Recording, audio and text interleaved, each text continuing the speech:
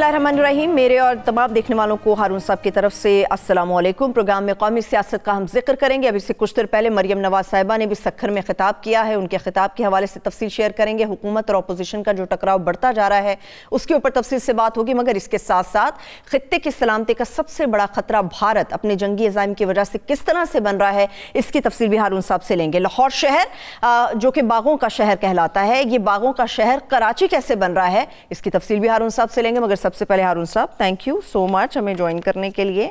सक्खर में खिताब कर रही थी मरियम साहिबा, वो तो कहती हैं कि नज़रिया नवाज शरीफ मुहिब्बे वतन नज़रिया है। नज़रिया नवाज शरीफ की तारीफ बताएं। नज़रिया नवाज शरीफ है दौलत जमा करना, फ़ौज और एजेंसियों की मदद से इक़्तिदार में आना, और जब फ़ौज के साथ अंडरस्टैंडिंग न रहे तो दुश्मन ममालिक की मदद से इक़्तिदार हासिल करने की कोशिश करना। नवाज शरीफ ने 6-7 बिलियन डॉलर कमाने के सिवा और क्या किया है? नहीं हारून साहब, वो जमहूरियत के लंबरदार हैं, उनके साहबजादी कहते हैं। अगर जमहूरियत के लंबरदार होते तो ज़िया-उल-हक़ और जिलानी की गोद में बैठ कर सियासत में ना आते। वो तहरीक इस्तिक़लाल में थे, उसे छोड़ कर वो वज़ीर बने, और जिस तरह वो वज़ीर बने वो सारी दुनिया जानती है। उन्हें जनरल जिलानी ने वज़ीर आला बनाया, और जनरल ज़िया-उल-हक़ ने पंजाब असम्बली में खड़े होकर कहा कि इसका किला बड़ा मजबूत है। उसका किला तो ज़िया-उल-हक़ था, जब फ़ौज ने उसका तख्ता उल्टा। अच्छा। अब वो सही या गलत ये बहस इस वक्त हम नहीं करते, उस वक्त उस पर अचानक इंकशाफ हुआ कि जमहूरियत की बात करनी चाहिए। क्या बात है अरुण साहब, 3 हुकूमतें उन्होंने कुर्बान की अवाम के ऊपर। उन्होंने कोई हुकूमत कुर्बान नहीं की, उनकी हुकूमतें बरतरफ की गई। पहली दफ़ा भी गुलाम इसाक़ खां ने बरतरफ की, अच्छा। दूसरी दफ़ा गालिबन और जी उन्होंने की, फारूक लगारी ने तो इनकी की थी, बेनज़ीर की। अच्छा, और तीसरी दफ़ा उनकी मिसाल उस जैसी है जिसने एक जनरल और एक ब्रिगेडियर और 2 कप्तानों के बाद एक दस्ती बम को लात मार दी थी। वो 99 का जो मार्शल है वो तो उन्होंने खुद इनवाइट किया। ठीक ये, और उसके बाद अचानक उन पर इंकशाफ हुआ कि फौज बहुत बुरी होती है। 99 तक क्या वो ज़िया-उल-हक़ के मज़ार पे नहीं जाते रहे? ज़िया-उल-हक़ उनका हीरो नहीं था? कुछ भी कहे हारून साहब, ये ज्यादती नहीं है। एक शख्स जिसने मुल्क को माशी तरक्की दी, नहीं माशी तरक्की दी ना, नहीं माशी मरियम साहब क्लेम करती हैं नहीं दी। 88 तक पाकिस्तान की शरह तरक्की औसतन 2 गुना थी इंडिया से। दुनिया भर में जमहूरियतों में तरक्की होती है, हमारे यहाँ जमहूरियत में तरक्की क्यों नहीं हुई? आपस की कशमकश की वजह से भी और हुक्मरानों की करप्शन की वजह से भी। इमरान खान साहब को ज़िया-उल-हक़ के दौर में, अयूब खान के दौर में मुल्क ने माशी तरक्की की, ज़िया-उल-हक़ के दौर में गुर्बत कम हुई, मुशर्रफ के दौर में तरक्की की और गुर्बत कम हुई। मुशर्रफ के दौर में और अयूब खान के दौर में, मुशर्रफ के दौर में हम इंडिया के बराबर थे तरक्की की शरह में, ठीक है। और ज़िया-उल-हक़ के दौर में और अयूब खान के दौर में हम इंडिया से दुगनी सतह पे तरक्की कर रहे थे। हारून साहब, ये क्या अलमिया है, मुअम्मा है, क्या है? जब भी कोई फौजी आता है मुआशी तरक्की बढ़ जाती है, मगर कहा जाता है उनको डिक्टेटर है। फाइनेंशियल डिसिप्लिन कायम कर, डिक्टेटर तो वो होते हैं, फाइनेंशियल डिसिप्लिन कायम कर देते हैं। अगर जमहूरी हुकूमतें भी फाइनेंशियल डिसिप्लिन करें, जैसे जापान में है, जैसे सिंगापुर में है, जैसे कोरिया में है, जैसे जर्मनी में है, जैसे अमेरिका में है, जैसे बरतानिया में है, तो सिविल हुकूमतें तो ये उनमें फौजी अदवारे में अगर 7% की शरह से तरक्की हुई है एवरेज, या 6% की, तो ये 12% पे ले जाए। पाकिस्तान का तो पोटेंशियल बहुत बड़ा है। लेकिन हारून साहब, डिसिप्लिन्ड आदमी तो इमरान खान साहब भी हैं, मौजूदा वज़ीर आज़म हैं, मगर मरियम साहबा कहती हैं वो झूठे हैं, वो नाअहल हैं, वो नालायक हैं। इमरान खान साहब की कैपेसिटी नहीं है ना, वो खुद इसका एतराफ़ कर चुके हैं। ये बात ठीक है कि उनकी कैपेसिटी कम है। दूसरी बात यह है कि अगर नवाज शरीफ के दौर में कोरोना आ गया होता तो वो क्या कर लेते? नवाज शरीफ साहब कोरोना को रोक देते। जो शख्स वो एक एक ऑर्डिनेंस जारी करते और कोरोना रुक जाता। जब डैमेज तो कोरोना से हुआ, फिर ये कि वो खुद जो मलबा छोड़ गए थे, जितने वो कर्जे छोड़ गए थे, उसका भी इमरान खान साहब अहल साबित नहीं हुए, उसका उन्होंने एतराफ़ कर लिया। इसका भी एतराफ़ कर लिया कि उन्होंने तैयारी नहीं की। एक दिन इसका भी एतराफ़ करेंगे कि उन्हें उस्मान बुज़दार जैसे वज़ीर आला नहीं लगाने चाहिए थे। उसकी गलतियाँ अपनी जगह, मगर उसकी गलतियों से इनकी गलतियाँ धुल नहीं जाती। सही। लेकिन हारून साहब, जो शख्स सुनामी का नारा लगाकर हुकूमत में आता है, क्या उसकी कैपेसिटी नहीं है? नहीं, कैपेसिटी तो नहीं है ना। तो फिर मरियम साहबा ठीक कह रही है, मरियम साहबा ठीक कह रही है, ये बात में बदल जाएगी। ये बात सिर्फ मरियम नहीं, पूरा मुल्क कह रहा है, वो खुद मान चुका है कि उसने तैयारी नहीं की। नहीं तो क्या वो गुमनामी में तब्दील हो जाएगी? सुनामी गुमनामी का तो सवाल ही पैदा नहीं होता। जब वो कुछ भी नहीं था, واحد محض ایک کرکٹر تھا نا. کسی کرکٹر کو شان و شوکت نصیب ہوئی ہے, کسی کرکٹر نے شوکت خانم بنایا ہے, کسی نے نمل کالج بنایا ہے, اور شوکت خانم بنا کے وہ فارغ تو نہیں ہو گیا, پھر اس نے پشاور کا شوکت خانم بنایا, کراچی کا بنا رہا. گمنامی میں وہ نہیں جائے گا, نواز شریف بھی نہیں جائے گا گمنامی میں. اچھا, لیکن ہارون صاحب چلیے اتنا تو ہم مارجن دے سکتے ہیں خان صاحب کو کہ وہ کرپٹ نہیں ہے, کرپشن نہیں ہے, مگر ان پہ الزام کیوں لگتا ہے دوستوں نے جیبیں بھری, انہوں نے چوریاں کی, الزام کیوں لگا؟ دیکھیے وہ تو سارا معاشرہ کرپٹ ہو چکا ہے نا. تو عمران خان کی کابینہ چونکہ مردم شناس نہیں ہے, تو اس کی کابینہ میں بھی اور اس کے ساتھیوں میں بھی کرپٹ لوگ موجود ہیں.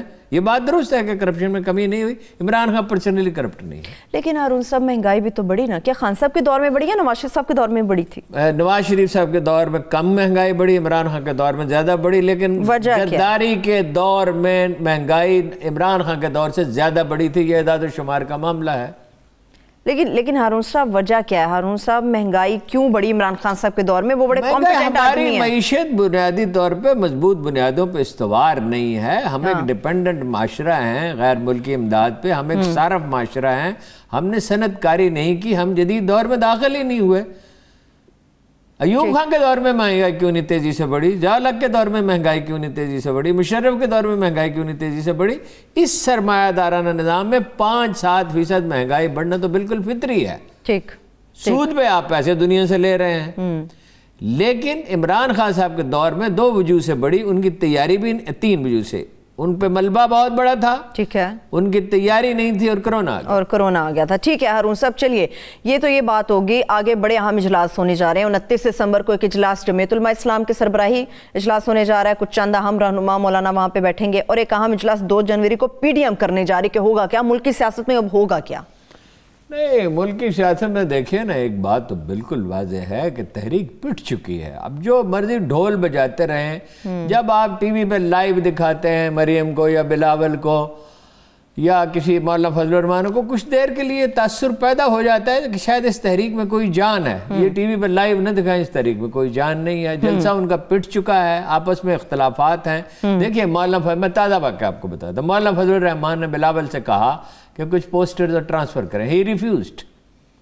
اور انہوں نے انہوں نے, میں خبر دے رہا ہوں, میں آپ کو کوئی سنی تو نہیں کہہ رہا. اچھا, انہوں نے دھرنے کی دھمکی دی لڑکانہ میں, تو وہ تو حقہ بکر ہے کہ انہوں نے پیپلز پارٹی کے خلاف. جی, جس دن بے نظیر کی برسی ہوگی کل. ہاں, اور پھر زرداری صاحب نے ان سے رابطہ کیا. پھر زرداری صاحب تو میچور آدمی, بلاول نے تو انکار کر دیا. دیکھیے زرداری صاحب انہیں ہینڈل کرنے جانتے, بے نظیر بھی ہینڈل کرنے جانتے تھے. ایک آئی چندری گڑھ روڈ پہ ایک پلازا تھا بے نظیر کا, دوسرے دور حکومت, اس کی مولانا صاحب نے سفارش کی اور اس کی منظوری کرا دی. تو زرداری صاحب نے بے تکلفی سے پوچھا کہ کتنے پیسے لیے ہیں. انہوں نے کہا اتنے پارٹی فنڈ. انہوں نے کہا آپ نے اس سے دگنے پیسے لیے ہیں, کیوں غلط بیانی کر رہے ہیں؟ میں ہارون صاحب آپ کو نا ایک بڑا ضروری کلپ سنانا چاہ رہی ہوں تمام دیکھنے والوں کو, اس کے اوپر میں آتی ہوں. پروڈیوسر صاحب ہمارا ذرا وہ کلپ آپ عوام نے ہارون صاحب کے سامنے رکھیں. اگر انہوں نے استعفے لیے, میری آج پیشن کو ہی سن لیں کہ ان کے فارورڈ بلاک بن جائیں گے. جس نے 15 کروڑ یا 10 کروڑ خرچ کیا الیکشن لڑنے میں, وہ ان کے کہنے پہ استعفے دیں گے. اور مولانا فضل الرحمان تو ویسے ہی 12th مین ہے, اس کے کہنے پہ کون استعفا دے گا؟ سب کو پتا ہے. دیکھیں ان کی اپنی پارٹیز کو پتا ہے کہ یہ صرف اپنی کرپشن بچانے کے لیے سارا کر رہے ہیں. جواب انہوں نے دینے ہیں اور قربانیاں دے رہے ہیں اپنے ایم این ایز اور ایم پیز کی, وہ نہیں مانیں گے. ایک تو خان صاحب یہ فرما رہے ہیں کہ فارورڈ بلاک بنے گا. ایک خان صاحب نے فرمایا کہ اپوزیشن چاہتی ہے کہ فوج آ جائے اور ملٹری کو ہو جائے. مریم صاحبہ کہتی ہیں میرے نام کے اندر اتنی طاقت ہے, پی ڈی ایم کے اتنی اندر طاقت ہے, ہمیں کسی کی ضرورت نہیں, ویسے الٹ دیں گے. عمران خان صاحب کا نقطہ نظر اس معاملے میں صحیح ہے, اور یہ کتنی مذکر خیز بات ہے کہ یہ کہتے ہیں ہم سے این آر او مانگ رہا ہے. وہ نہ اس کی ٹائپ ہے, نہ اپوزیشن کا بھی این آر او دیا کرتی ہے, نہ یہ اتنی طاقتور اپوزیشن ہے. یہ کوئی 77 والی اپوزیشن تھوڑی ہے جس نے بھٹو کی جان عذاب میں ڈال دی تھی اور آخر میں انہیں اقتدار سے مستعفی ہونا پڑا تھا. یہ تو ڈھنگ کا ایک جلسہ نہیں کر سکتے. اور یہ بات عمران خان بالکل ٹھیک کہہ رہا ہے کہ بعض لوگ استعفیٰ نہیں دیں گے. اب ہمیں یہ نہیں معلوم کہ کتنے ہیں. مریم کہتی ہیں میرے پاس 159 استعفے ہیں, مگر مریم نے تو یہ بھی کہا تھا کہ میری لندن تو کیا پاکستان میں بھی کوئی اجازت نہیں, اس لیے اس کی رائے پہ, اس کے دعوے پہ ہم اعتبار نہیں کر سکتے. ٹھیک ہے. پیپلز پارٹی کا سٹانس کیا ہوگا ہارون صاحب اس پوری سچویشن کے اندر؟ پیپلز پارٹی کا سٹانس بالکل کلیئر ہے, اس میں کوئی ایمبیگوٹی اب کسی کو نہیں ہونی چاہیے. وہ بالکل استعفے نہیں دیں گے.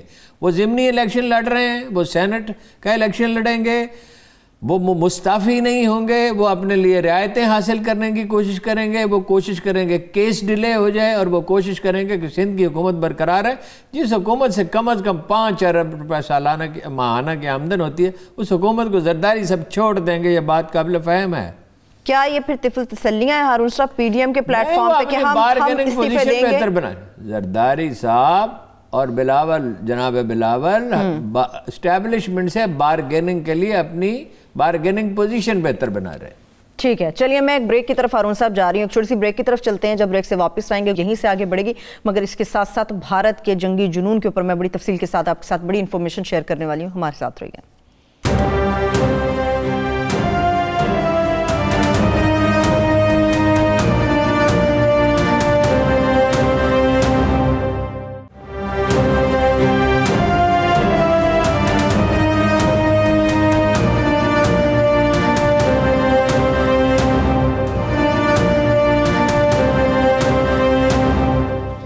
Welcome back. ہارون صاحب اب بات کریں گے کچھ ہمسایہ ملک بھارت کی۔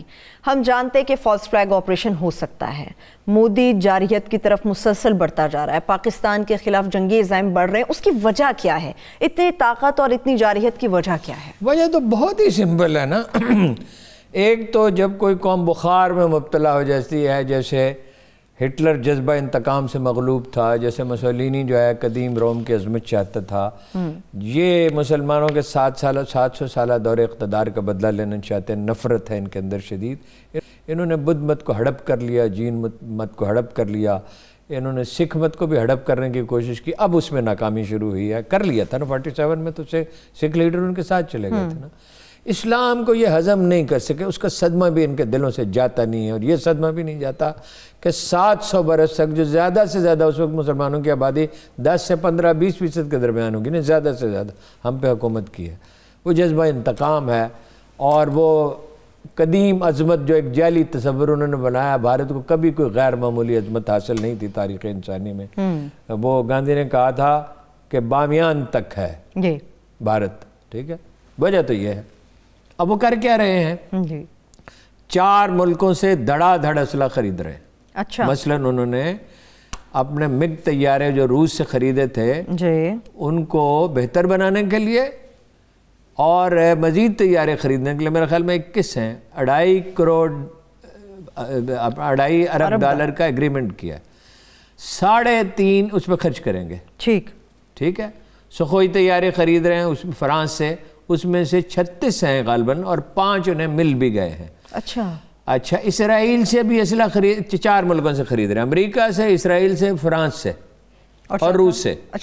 روس سے بھی 2.5 مگ طیارے روسی ہیں نا، سخوئی طیارے فرانسیسی۔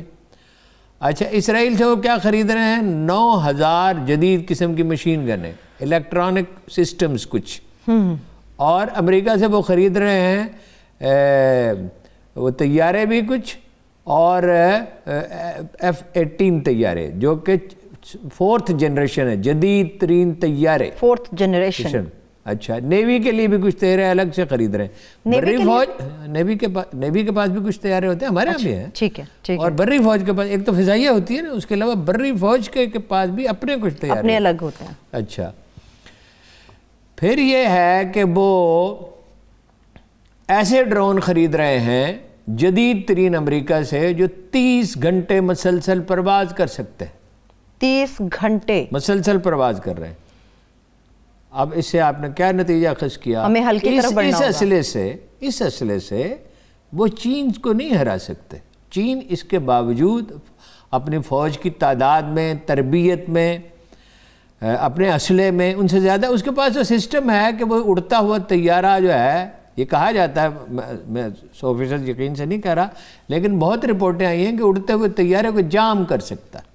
اچھا، تو چین تو بہت سپیریئر ہے نا۔ اچھا، اقتصادی اعتبار سے بھی چین کا اور انڈیا کا کیا مقابلہ ہی نہیں ہے، ٹھیک ہے نا۔ یہ اسلحہ وہ پاکستان کے خلاف جمع کر رہے ہیں۔ جب پاکستان سے یہ کہا گیا، مجھے یاد نہیں، شاید مائیکل ملر نے شاید کہا تھا کہ آپ نے ساری ڈپلائمنٹ جو ہے وہ انڈیا کے خلاف کی ہے، تو جنرل کیانی نے کہا تھا انڈیا کی ڈپلائمنٹ دیکھیں نا کس کے خلاف ہے، جب انڈیا کی ساری ڈپلائمنٹ ہمارے خلاف، اب ہوئی ہے نا چین کے خلاف ڈپلائمنٹ، پہلے تو ہمارے پاکستان کے خلاف، اب یہ پیش رفت ہوئی ہے نا۔ اس کا حل کیا ہے ہارون صاحب؟ اس کا علاج یہ ہے، دیکھیے آپ لوگوں نے غور نہیں کیا، پچھلے چند ہفتوں میں پاک چین تعلقات میں اتنی تیزی سے امپروومنٹ ہوئی ہے جتنی 60 سال میں نہیں ہوئی تھی، کوئی شبہ نہیں میرے خیال میں۔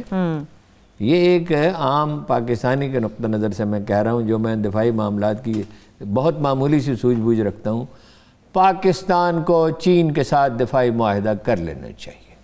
ہاتھ نہیں بند جائیں گے ہمارے؟ ہم کیوں ہمارے ہاتھ بن جائیں گے؟ چابی تو ہمارے پاس ہے اس کی، سی پیک کی، اور چین کا یہ رویہ نہیں رہا ہے کہ ملکوں کے اندرونی معاملات میں مداخلت کرے۔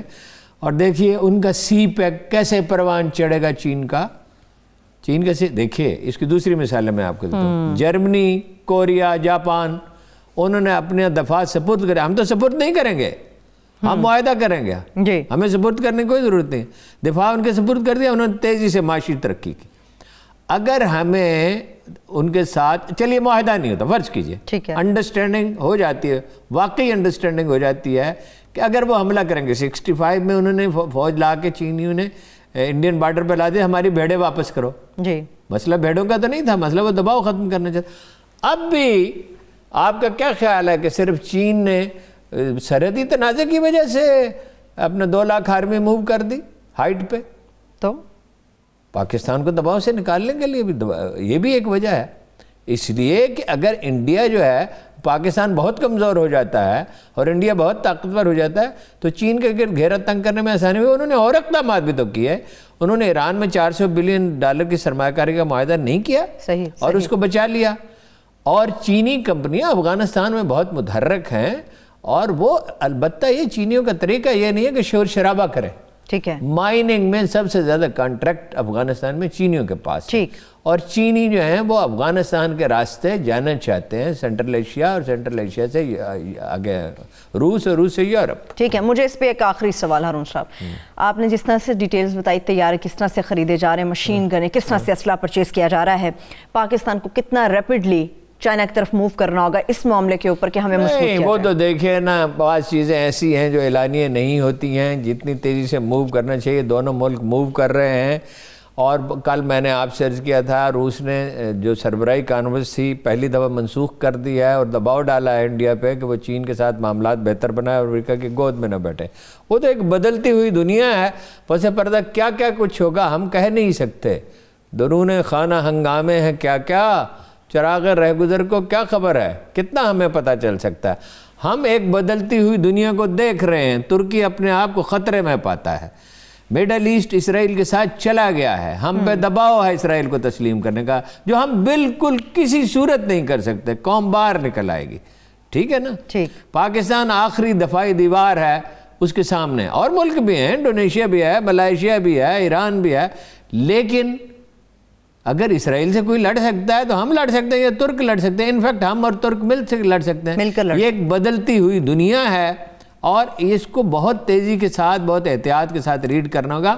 پاکستان اور چین کی قربت غیر معمولی ہو گئی ہے، اور یہ تاریخ کا دباؤ ہے، اور تاریخی عوامل کا دباؤ پاکستان اور ایران کو قریب لائے گا، اور ممکن ہے کل عرب میں کوئی تبدیلی آئے اور عرب بھی اپنا رویہ تبدیل کریں، میں اس کی کافی امید رکھتا ہوں۔ ٹھیک ہے، چلیے ہارون صاحب، آپ نے کہا دنیا تیزی سے تبدیل ہو رہی ہے، شہر بھی تیزی سے تبدیل ہو رہے ہیں، میرے لیے خوشی کی بات ہے یا نہیں کہ لاہور شہر کراچی بنتا جا رہا ہے؟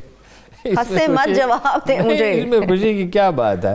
کراچی بن رہا ہے نا، یہ شریف خاندان نے جس طرح روپیہ بنایا ہے اور جس طرح نظم و نسق چلایا ہے کہ ہر چیز چیف منسٹر کے ہاتھ میں ہے۔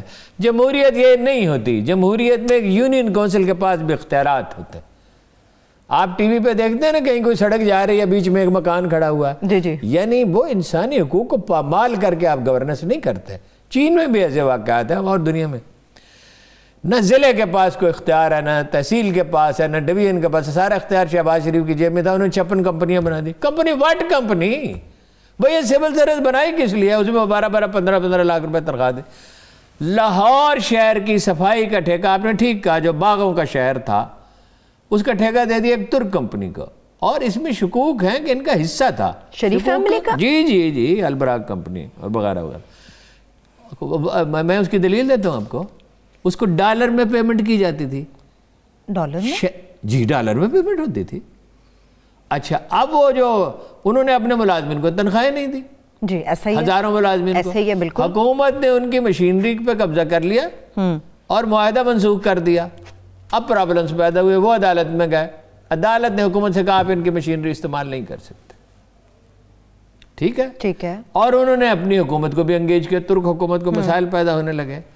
اب یہ جو عقل مند لوگ ہیں جو مرکز سے صوبے کو چلانا چاہتے ہیں، ان کو پتہ نہیں ایسے نہیں ہوتا، ایسے نہیں ہوتا کہ آپ کے کان میں وہ لگا دے ٹوٹی اور پیچھے سے آپ کو کوئی سوالات بتائے تو پروگرام نہیں ہو سکتا، ایسا نہیں ہوتا، ٹھیک ہے نا، وہ سوالات آپ کو خود ہی کرنے ہوں گے۔ جی اگر وزیر اعلیٰ کمپیٹنٹ ہوتا اور چیف سیکرٹری با اختیار ہوتا تو بی پلان بنایا ہوتا، 90 ٹریکٹر مانگ رہی ہے بلدیہ صفائی کرنے کے لیے، شہر میں کوڑے کے ڈھیر لگ رہے ہیں اور یہ کراچی بنتا جا رہا ہے۔ بات یہ ہے کہ میاں حضر کی لڑائی کس بات پہ ہوئی تھی جو آج تک قائم ہے نواز شریف سے رہتی، کہ شادرہ کی گلیوں میں برسات میں پانی بہتا تھا، حتیٰ کہ اتنے المناک واقعات ہوتے تھے کہ ایک بارات آئی اور وہ گلی بھری ہوئی ہے گندے پانی سے، 2-3 فٹ پانی ہے، اور وہ واپس چلی گئی۔ اس پہ اس نے ہی ٹک دا سٹینڈ اور وہ الٹیمیٹلی شریف خاندان سے علیحدہ ہو گیا۔ بھائی یہ سوائے بڑی بڑی سڑکوں کے باقی تو صفائی نہیں ہو رہی اس وقت لاہور میں، کوڑے کا ڈھیر بنتا جا رہا ہے۔ تو کراچی اگر تو یہ بنے صنعتی طور پہ ترقی یافتہ کراچی کی طرح، یا کراچی کے لوگ کاروبار میں ان کا سلیقہ بہت زیادہ ہے، ہم وہ سلیقہ ان سے سیکھیں، یہ پھر تو خوشی کی بات ہوگی۔ تو اگر کوڑے کی وجہ سے یہ کراچی کے برابر بنتا جا رہا ہے تو اس میں ہنسنے کی بات ہے۔ میں ہارون صاحب کچھ ڈیٹیلز نکالی تھی، لاہور شہر سے روزانہ 5,500 ٹن جو ہے کچرا اٹھایا جاتا ہے۔ ہارون صاحب عثمان بزدار صاحب نے نوٹس لیا تھا، وہ بیٹھے نہیں رہتے وہاں پہ، نوٹس لیا تھا مگر کارروائی نہیں ہوئی کوئی۔ نوٹس لیتے ہیں نا، نوٹس لینے کوئی چیز نہیں تھا، he is not competent enough to do it. وہ پنجاب کی حکومت اسلام آباد سے چلتی ہے اور یہ کبھی تاریخ انسانی میں ہوا نہیں کہ کسی صوبے کی، اور وہ بھی 12 کروڑ کا صوبہ، یعنی 50% سے اوپر آبادی کو، 56% آبادی کو مرکز سے کچھ بیوروکریٹ چلا رہے ہوں۔ یہ پالیسی غلط ہے۔ ایک دن بالکل جس طرح عمران خان صاحب یہ مانے ہیں کہ ہم نے تیاری نہیں کی، یہ بھی مانیں گے کہ یہ پالیسی کیا پنجاب کی بیوروکریسی اور وہ ایک ایتھنک، وہ افسر ایک ایتھنک گروپ سے تعلق رکھتے ہیں۔ دیکھیے اس ایتھنک گروپ سے کوئی کسی کو چڑ نہیں ہونی چاہیے، وہ ویسے ہی پاکستانی ہے جیسے ہم ہیں، لیکن کسی ایک ایتھنک گروپ کا غلبہ کیوں ہو؟ صحیح۔ آپ کا مطلب ہے کہ بیوروکریسی بزدار صاحب کے ہاتھ سے نکلی ہوئی ہے، یا بزدار صاحب ان کو سمجھتے بزدار صاحب کے پاس کوئی اختیار نہیں ہے۔ بزدار صاحب جو ہے نا وہ تاثر دینے کی کوشش کرتے ہیں، بزدار کے ویژن کے مطابق پل بنا دیا۔ مطلب میں جہاں رہتا ہوں وہاں پہ 7 دن چراغاں ہوتا رہا کہ ایک بائی پاس بن رہا، وہ ساری انڈر پاس بن رہا ہے۔ It was not بزدار's idea۔ وہ دیکھیے، وہ تو میں نے آج ایک بڑے آدمی سے جو حکومت کے مخالف نے یہ پوچھا، one of the most important politicians, کہ آپ تعلیمی ادارے چلاتے رہے ہیں، اگر آپ وہ تعلیمی ادارے اب بھی چلا رہے ہوتے تو کیا آپ بزدار صاحب کو اپنے کسی اسکول میں ہیڈ ماسٹر رکھ سکتے تھے؟ He said no۔ کیا یہ تکلیف دہ نہیں ہے ہارون صاحب؟ آخری سوال، یہ بات توہین آمیز ہے، یہ پنجاب کی توہین ہے۔ دیکھیے آپ سرائکی بیلٹ سے لائیں، آپ بلوچی کو لائیں، اس پہ کسی کو اعتراض نہیں کرنا چاہیے، کیوں ان کا حق نہیں ہے؟ سرائکی بیلٹ والوں کا پورا حق ہے، پورا حق ہے، ان کو کم مواقع ملے، اب ان کو زیادہ ملنے چاہیے۔ اور بلوچ جو ہیں وہ اتنا ہی انٹیلیجنٹ ہو سکتا ہے، اتنا ہی کمپیٹنٹ ہو سکتا ہے جتنا کوئی دوسرا ہو سکتا ہے، مگر کمپیٹنٹ آدمی کو لائیں نا۔ آخری سوال، کیا یہ سرائکی تو بڑے انٹیلیجنٹ لوگ ہیں، میں آپ کو ڈاکٹروں کی آبزرویشن بتاؤں، ڈاکٹر کہتے ہیں کہ سب سے اچھا مریض اپنی کیفیت بیان کرنے میں سرائکی ہوتا ہے۔ آخری سوال، کیا یہ تکلیف دہ نہیں ہے ہارون صاحب کہ کسی صوبے کے وزیر اعلیٰ کے پاس اتنا اختیار بھی نہیں ہے کہ وہ کچرا اٹھوا سکے؟ نہیں ہے تکلیف دہ کے بات؟ نہیں، پلاننگ ہی نہیں تھی، کام وہ کوئی نہیں، ادھر 90 ٹریکٹر چاہیے، 9 کروڑ کے ہوں گے، 18 کروڑ کے، 20 کروڑ، اتنے پیسے حکومت کے لیے اتنے ہی مانی رکھتے ہیں جتنے میرے لیے 20 روپے رکھتے ہیں۔ اگر 20 کروڑ چاہیے تو حکومت اتنی مفلس تو کبھی بھی نہیں ہوتی۔ خزانہ خالی ہے۔ نہیں، not the question of money، plan بھی تیار نہیں تھا فیصلہ کرنے سے پہلے۔ چلیے میں It is not the question of money۔ Underpass پہ 20 کروڑ سے زیادہ پیسے لگتے ہیں، اور انڈر پاس کے لیے پیسے ہیں، ایک بن رہا ہے، کئی اور بن رہا ہے، ظاہر ہے ضرورت ہے بن رہا ہے، مگر 7 دن چراغاں جو کیا گیا اس کی تو کوئی ضرورت نہیں۔ 7 دن میں نے اپنی آنکھوں سے دیکھا، میں وہاں رہتا ہوں۔ ابھی ایک چھوٹی سی بریک کی طرف چل رہے ہیں, واپس آ کے سیاست پر بات کریں گے. وقت کی چونکہ قلت ہے اس لیے سوشل میڈیا سے متعلق آئندہ پروگرام مقابل کے اندر تفصیل سے بات ہوگی, مگر اب ایک چھوٹی سی بریک کی طرف بڑھتے ہیں. اسٹے ود اس.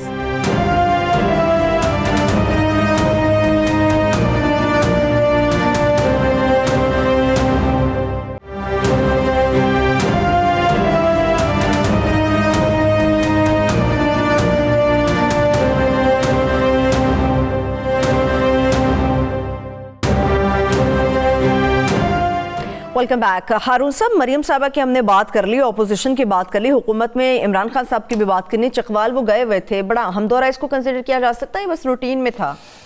دیکھیے دورہ کا ان کا پیٹرن دیکھیے. وہ سیالکوٹ گئے, انہوں نے ایک انڈسٹریل زون کا اعلان کیا جی.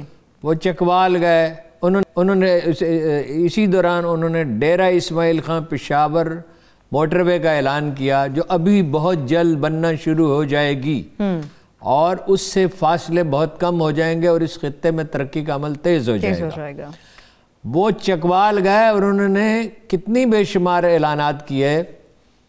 چکوال یونیورسٹی جی, آپ یونیورسٹی کا مطلب کیا ہے کہ وہ ایک شہر کے ساتھ چکوال جتنا بڑا شہر آباد ہو جائے گا, ٹھیک ہے, اور چکوال کے بچوں کو پڑھنے کے لیے چکوال سے باہر نہیں جانا پڑے گا. ایک بہت یونیورسٹی چھوٹی سی چیز نہیں ہوتی, وہ ایک پورا شہر اس کے گرد آباد ہوتا ہے, اور اگر ڈھنگ سے بنائی, شہر سے ذرا فاصلے پہ بنائی تو ایک دوسرا شہر. امید ایسی ہے ہارون صاحب. بائی پاس چکوال کی کوئی اتنی بڑی ضرورت نہیں تھی ضرورت. 1 ارب روپے اس پہ خرچ ہوں گے. 1 ارب روپیہ, 500 بیڈ کا ہاسپٹل, یعنی چکوال بالکل بدل جائے گا. یہ سب وہ کس لیے کر رہے ہیں؟ وہ ذہنی طور پر اگر مطلب یہ ہے کہ سچویشن خراب ہو جائے تو نئے الیکشن کے لیے تیار ہے. عمران خان وزیر اعظم پاکستان نئے الیکشن کے لیے ذہنی طور پر تیار ہیں. وہ ان کے ساتھ مفاہمت نہیں کریں گے, اور کوئی کرے تو کرے, وہ نہیں کریں گے, وہ پھر الیکشن میں چلے. کیا اعلانات اور منصوبے اس کی وجہ یا کوئی اور نشانی؟ اعلانات منصوبے یہی ظاہر کرتے ہیں نا, اتنی تیزی کے ساتھ. Industrial area Peshawar Dera Ismail Khan high وے موٹر وے ہے تقریباً, وہ اس کی تفصیل آئے گی تو پتہ چلے گا, اور بہت جلد شروع ہونے والی ہے. وہ ترقیاتی منصوبوں کے لیے اچانک اتنا بے چین کیوں ہو گئے؟ ٹھیک ہے ہارون صاحب, ٹھیک ہے. چلیے ہارون صاحب مجھے یہ بتائیے, پھر درانی صاحب کی جو ملاقات ہوئی ہے شہباز شریف صاحب کے ساتھ, ہم تو سمجھے شاید کوئی مفاہمت کا راستہ نکلے, مگر مریم صاحب سمجھتے ہیں کہ وہ تو بیچارہ قیدی آدمی ہے, وفادار ہے بھائی کے ساتھ, وفاداری کی پاداش میں جیل میں ہے. وفاداری کی پاداش میں نہیں ہے, وہ کرپشن کی پاداش میں ہے. بات یہ قیدی یہ کس کو دھوکہ دے رہے ہیں؟ یہ دنیا کو بالکل ہی احمق سمجھا ہوا ہے. پاکستانی عوام وہ جناب والا قیدی چاہے تو اپنے والد صاحب سے ملاقات سے بھی انکار کر سکتا ہے. بالکل بجا. تو درانی صاحب کی ملاقات ان کی مرضی سے ہوئی ہے شہباز شریف کی, اور شہباز شریف کا سب کو معلوم ہے موقف یہ ہے کہ اسٹیبلشمنٹ سے نہیں لڑنا چاہیے. لہٰذا یہ فطری ہے کہ جو لوگ یہ رائے رکھتے ہیں, یہ ویسے برین چائلڈ میرے خیال میں درانی صاحب کا ہی ہے, یہ پیر پگاڑا صاحب کا نہیں. البتہ پیر پگاڑا صاحب کی سینکشن کے بغیر نہیں ہو سکتا تھا. اور اس کے کیا نتائج اس کے ممکنہ طور پہ حاصل ہو سکتے ہیں؟ لانگ مارچ ملتوی ہو سکتا ہے, استعفے مستعفی ہو سکتے. دیکھیں لاہور کے جلسے میں حمزہ صاحب نے تو پارٹیسپیٹ نہیں کیا, وہ تو جیل میں رہتے ہوئے اپنے لوگوں کو میسیج تو دے سکتے تھے نا. اچھا, اس کے نتیجے میں دباؤ آ سکتا ہے پارٹیوں پہ جن میں پہلے ہی اختلاف ہے, نون لیگ پہ اور جمعیت علماء اسلام پہ. اور جمعیت علماء اسلام پہ تو وہ اجلاس ہونے والا ہے تو اس کا دباؤ آئے گا. اجلاس میں ویسے کیا موقف اختیار کیا جائے گا ہارون صاحب؟ یہ جو جمعیت علماء اسلام کے چند مولانا صاحب کر رہے ہیں, جمعیت علماء اسلام میں جو علماء ہیں ان کی ریپوٹیشن جو باہر نکالے گئے ہیں, جو برطرف کیے گئے ہیں, جنہوں نے اختلاف کیا, مولانا فضل الرحمان سے بدرجہ بہتر ہے. مولانا شیرانی کی عمر 90 سال کے لگ بھگ ہے. وہ پاکستان بننے سے پہلے جمعیت علماء ہند کے ممبر تھے. مفتی محمود اور مولانا غلام غوث ہزاروی ان سے سینئر ہوں گے, اور ان کی ریپوٹیشن, انہوں نے بلنڈر تو بہت بڑا کیا کہ اسرائیل کو ماننا چاہیے, لیکن مدارس کے لڑکوں کے بل پہ سیاست کرتے ہیں نا. جب یہ 4 آدمی گل نصیب, شجاع الملک, حافظ حسین احمد, شیرانی صاحب کھڑے ہوں گے تو کیا مدارس کے لوگ اتنی ہی یکسوئی سے ان کا ساتھ دیں گے؟ Obviously not. ٹھیک ہے, مگر ساتھ دینے کے لیے دیگر جماعتیں تو ہیں, مگر یہ کیا وجہ ہارون صاحب؟ بلاول صاحب بھی کچھ نالاں اور ناراض نظر آئے مولانا صاحب سے. اسٹریٹ پاور ना पीपल्स पार्टी के साथ पास है, ना कराची से ला सकते, ना नून लीग के पास है। वो फजलुर रहमान की स्ट्रीट पावर पे डिपेंड कर रहे थे, अब उसमें डेंट पड़ेगा। मौसम उनके खिलाफ है। राना सनाउल्लाह ने खुद कहा ताखीर हो सकती है लॉन्ग मार्च में। ठीक है, ठीक है। खान साहब भी कह गए हैं कि मौलाना साहब 12वें खिलाड़ी हैं क्रिकेट टीम के, इनके ऊपर क्या इन्हिसार कर रहे हो? नहीं, 12वें तो नहीं है, मैं इससे एग्री नहीं करता। मौलाना फजलुर रहमान जज्बा इंतकाम में इस कदर शिद्दत है उनमें और नवाज शरीफ में, और दूसरा करप्शन में ये मौलाना फजलुर रहमान का अंजाम बहुत बुरा हो सकता है, इसलिए वो अपनी पूरी तबानाई झोंक देंगे। गालिबन तासुर तो हारून साहब ऐसा तमाम सियासी जमातों के अंदर इंतकाम किया गया, तो फिर बिलावल मौलाना साहब से नाराज क्यों है? फर्क होता है ना। देखिए, जितना मौलाना फजलुर रहमान में नवाज शरीफ की हुकूमत गई है, मौलाना फजलुर रहमान 5 हुकूमतों का हिस्सा रहे हैं। और हुकूमत, आपको पता नहीं ना हुकूमत होती क्या है। हुकूमत ये होती है कि हर शहर में सरकारी गेस्ट हाउस में 2 कमरे मुस्तकिल तौर पर रिजर्व हैं, गाड़ियां हैं, अखराजात हैं, ट्रांसफ़र और तबादला। अपने भाई को MNA बना सकते हैं, बेटे को बना सकते हैं, दोस्तों के सेनेटर बना सकते हैं, शोहदा की ज़मीन ले सकते हैं, प्लाजे मंजूर करा सकते हैं, अरबों रुपए कमा सकते हैं। तो हुकूमत से बाहर रहना, फिर इमरान खान साहब जिस तरह मुस्तकिल उनकी तजलील करते हैं, उन्होंने भी की, उन्होंने उनको यहूदियों का एजेंट कहा।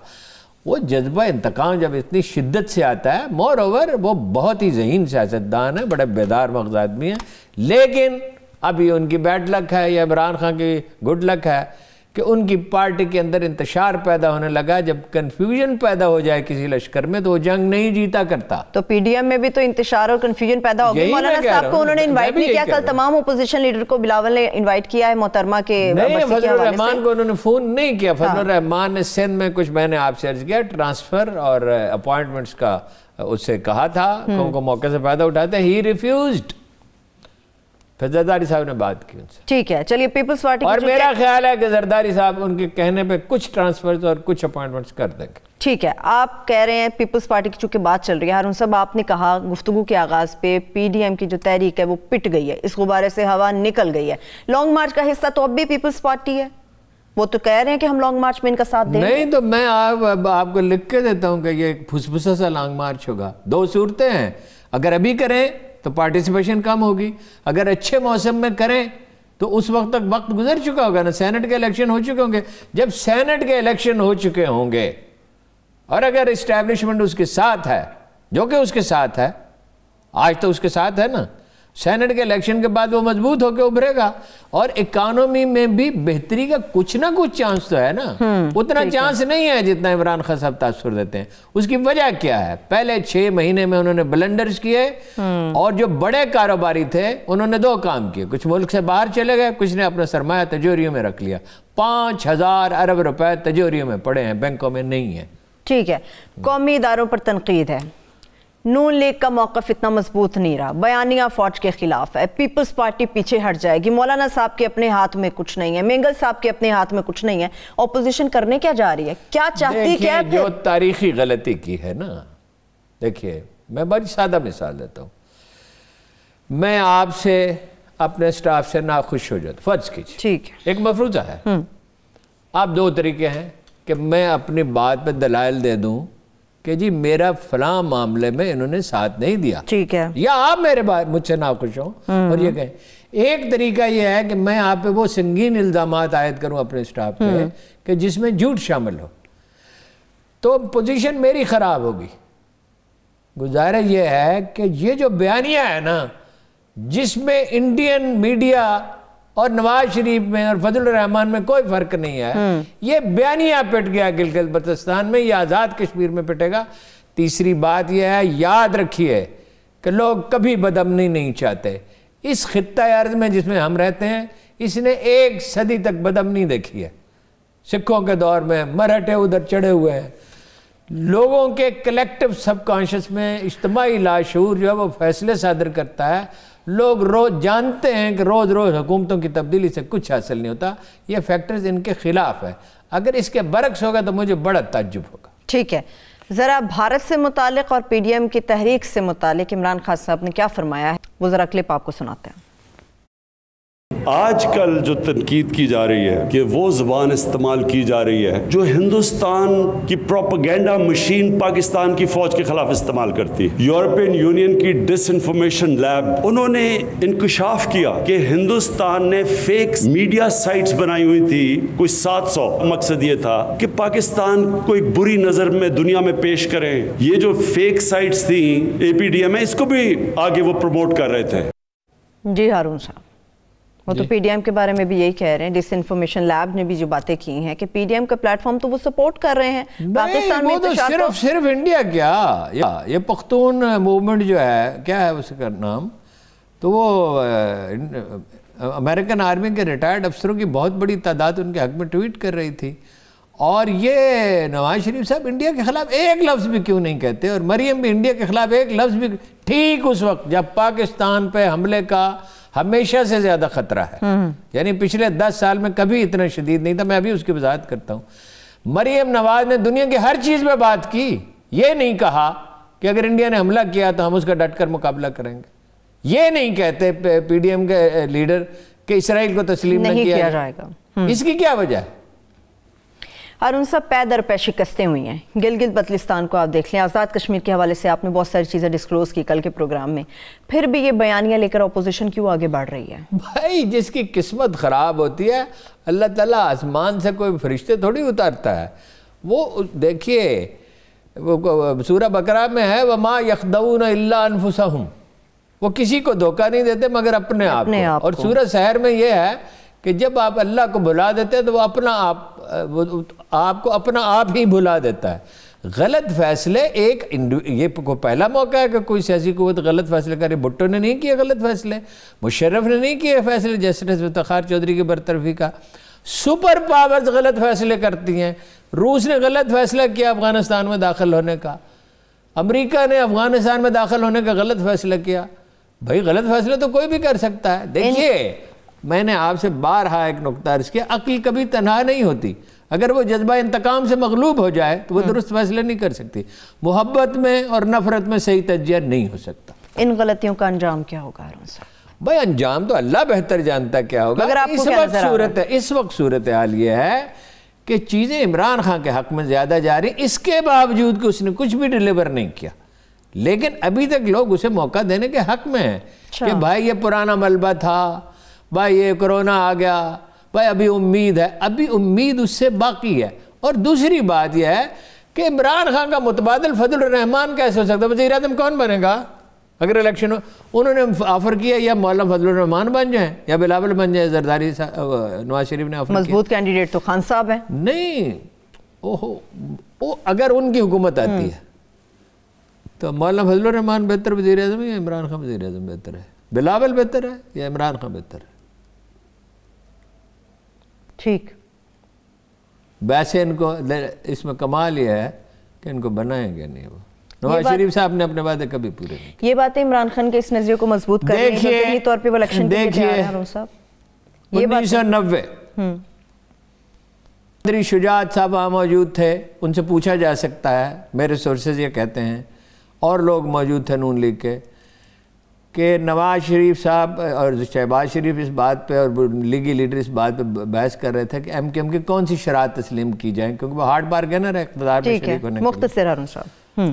تو suddenly Mian Sharif entered in and he said جو بھی وہ کہیں مان لے، بعد میں دیکھا جائے کہ باتیں پورے ہوتے ہیں یا نہیں. یہ ان کا طرز سیاست ہے. ٹھیک ہے، اس کے ساتھ ہی پروگرام کا وقت بھی ختم ہو گیا. مجھے اجازت دیجیے، اپنا بہت سا خیال رکھیے. اللہ حافظ.